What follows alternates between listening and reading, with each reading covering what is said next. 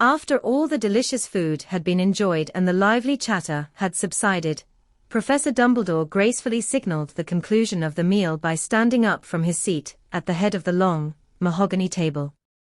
With a subtle clearing of his throat, he regained the attention of the students as they turned their curious gazes towards him. Unfurling a parchment scroll neatly tied with a crimson ribbon, he began to address the gathering, his words carrying the weight of wisdom and authority.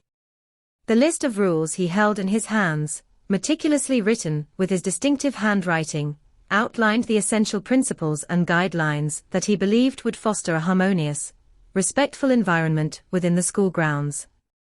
1. Students were strictly prohibited from engaging in any form of magical activity while transitioning between classes, or navigating the corridors, unless under the direct supervision of a qualified instructor or staff member. 2. Curfew times are strictly enforced within the community to ensure safety and security for all residents, and therefore, breaking curfew is a violation that is strictly prohibited and not permitted under any circumstances. 3. I was recently informed that the corridor on the 3rd floor of the school is off limits for those who do not wish to experience an unfortunate death. Harry frowned as the other students groaned about the rules imposed by the school administration. Little did he know that hidden beneath the dissatisfaction of his peers was a secret so grave that a new rule had to be enforced. Yet he couldn't help ask himself, why was such a clandestine presence being sheltered within the very walls of the school, shrouded in a veil of secrecy that begged to be discovered? Philip said to Harry, "I don't know what's going on here, but things around here are kind of suspicious. Like what's being hidden in this school, and why would they hide that thing here, especially where a curious child or adult could easily get to it?" Harry's gaze bore into Patrick's empty eyes, reflecting the inner turmoil swirling within him. He couldn't shake the nagging suspicion that Dumbledore, once again, had swayed Patrick to fulfill the role of the boy who lived.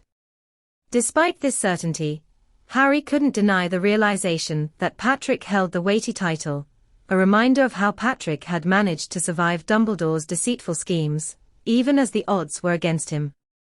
Harry was upset to acknowledge that, by circumstance alone, Patrick had been thrust into the place originally meant for him as the hero of the wizarding world, yet he saw Patrick as the harbinger of Dumbledore's imminent downfall, the inevitable consequences of the many lies unraveling before them.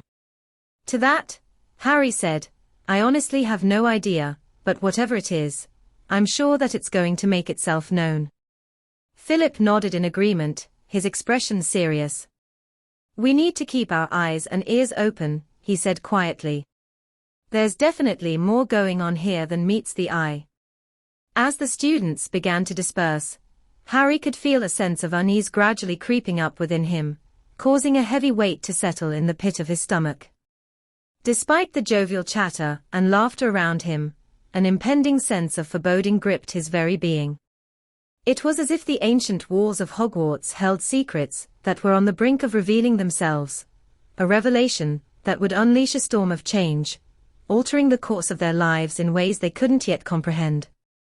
But for now, all he could do was wait and watch, ready to face whatever challenge came his way, his heart filled with anticipation and a surge of determination to protect all he held dear.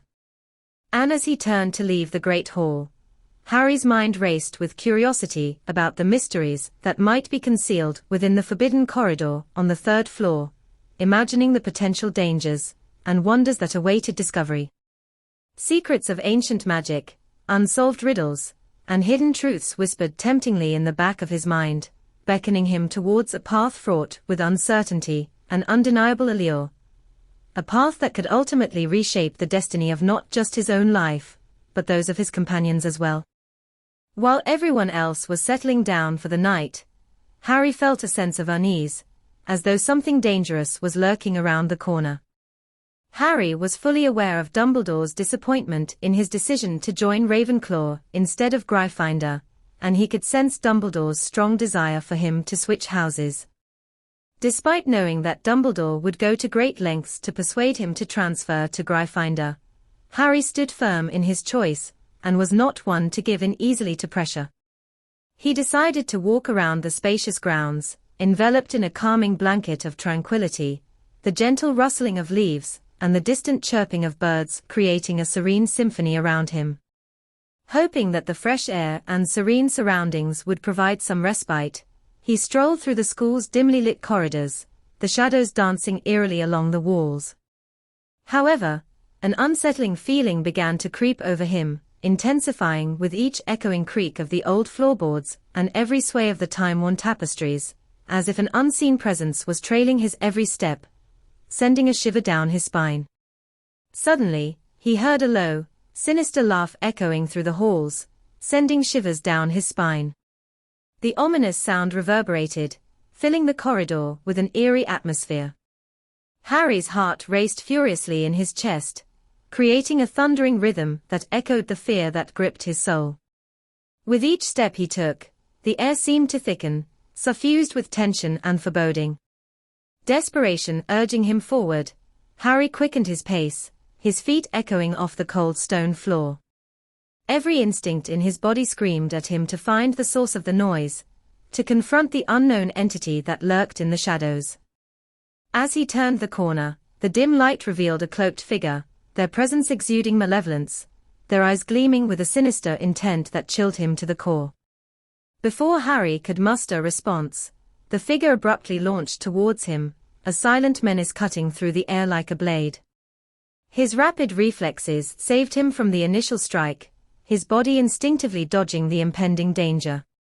Without hesitation, his hand searched for the familiar touch of his wand, the only shield he had against the unknown threat that stood before him. But as quickly as the figure appeared, it dissolved into nothingness, leaving Harry standing alone in the oppressive silence. Breathless and bewildered, Harry stood frozen in place, his mind racing to comprehend the bizarre encounter. The realization dawned upon him that this was no ordinary trial. A sinister force had set its sights on him, threatening not just his safety, but the very fabric of his reality. Determination ignited within him as he vowed to unearth the dark secrets that lurked within the shadows, to safeguard not only himself, but his fellow Ravenclaws from the looming peril that now engulfed them. Just then, as the night air filled with the echo of Nicholas casting protective spells, he tilted his head up, his keen eyes catching a glimpse of the retreating figure. With a swift motion, Nicholas raised his wand, infusing the incantation with power before shouting it towards the mysterious intruder. "And stay out," his voice boomed, echoing in the empty courtyard. As his arm slowly descended, Nicholas turned to Harry, a look of concern clouding his eyes. "Sorry, Harry, but there have been persistent attempts to breach the school's defenses lately. I can't risk your safety being compromised." A startled gasp escaped Harry's lips, his mind racing to make sense of the danger lurking around him. "People are trying to get me," he blurted out, disbelief tinging his voice. "But why?" Offering a reassuring smile, Nicholas patted Harry's shoulder gently. "I'm not entirely certain, but rest assured, I will investigate this matter thoroughly," he replied, his tone filled with determination. "Besides, it's not just wild imaginations. The grounds are indeed perilous, with rogue elements skulking in the shadows, always looking for an opportunity to exploit. Our dedicated friend Rubeus does his best, but even he can't fend off every threat." With a worried expression etched across his face, Nicholas gestured urgently for Harry to accompany him back to the safety of the Ravenclaw common room, conveying a sense of unease that lingered in the air. Understanding the gravity of the situation, Harry let out a resigned sigh and trailed behind Nicholas, as they made their way through the empty school corridors. In the midst of their silent walk, a nagging curiosity crept into Harry's mind, prompting him to voice a question that had been weighing on him. "Didn't you used to be shorter?" he inquired, noticing the sudden change in Nicholas's stature. As Nicholas expanded to his full height, with a solemn expression, he revealed a past marked by tragedy and loss. "My mother's protective enchantments kept me small during the Wizarding War," he explained, his voice tinged with remnants of sorrow. "But my father and brothers were not as fortunate. They fell victim to the turmoil that plagued our world. The mention of his family members stirred emotions within Nicholas, his gaze clouded with memories of a painful separation. My mother and sister are the only ones left, he confided, a sense of longing evident in his tone. It's been a decade since I last saw them, since the day Dumbledore forced me to leave them and serve under his command. Harry looked at Nicholas, his heart heavy with understanding. He knew the sacrifices made in times of war, and the burden of responsibility it brought. He felt a new sense of camaraderie with Nicholas, bonded by their shared histories of loss and sacrifice.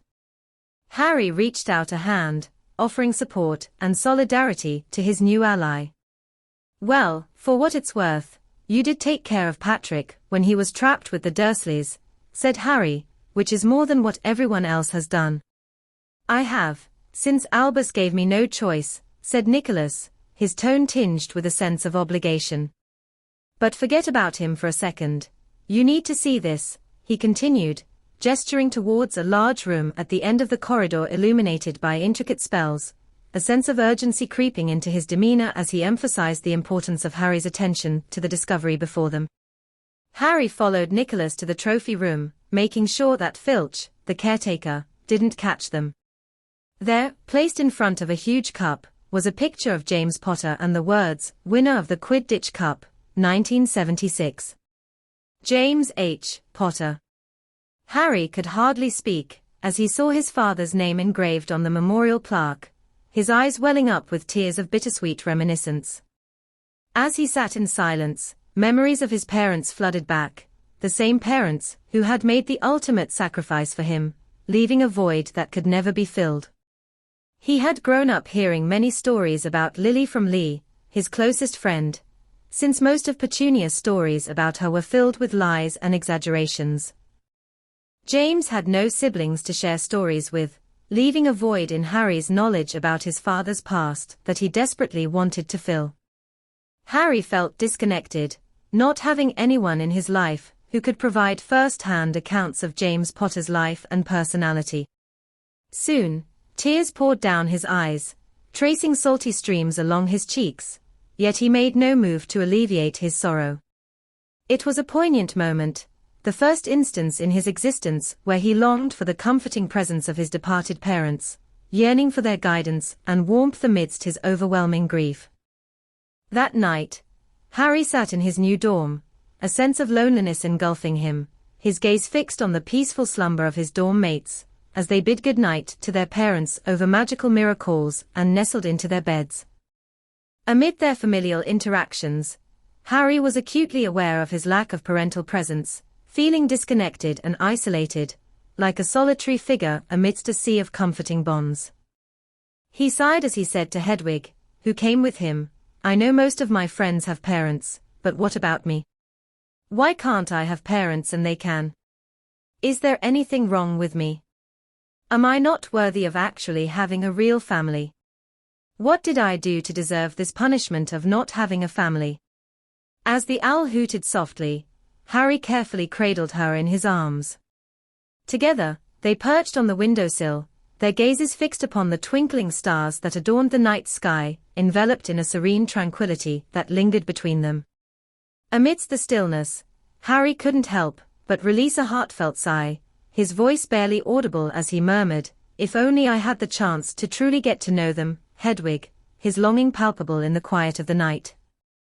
Hedwig, known for her grace and intuitive understanding, affectionately nuzzled against Harry's cheek in a comforting manner, as if to reassure the young wizard that he wasn't alone in feeling this overwhelming mix of emotions. Harry, feeling the warmth of Hedwig's presence, closed his eyes briefly and exhaled a heavy sigh, unaware that the impending revelation about his parents would soon shatter the illusions he had held onto tightly, unveiling a profound truth that would reshape his very essence and the intricate tapestry of his family's history.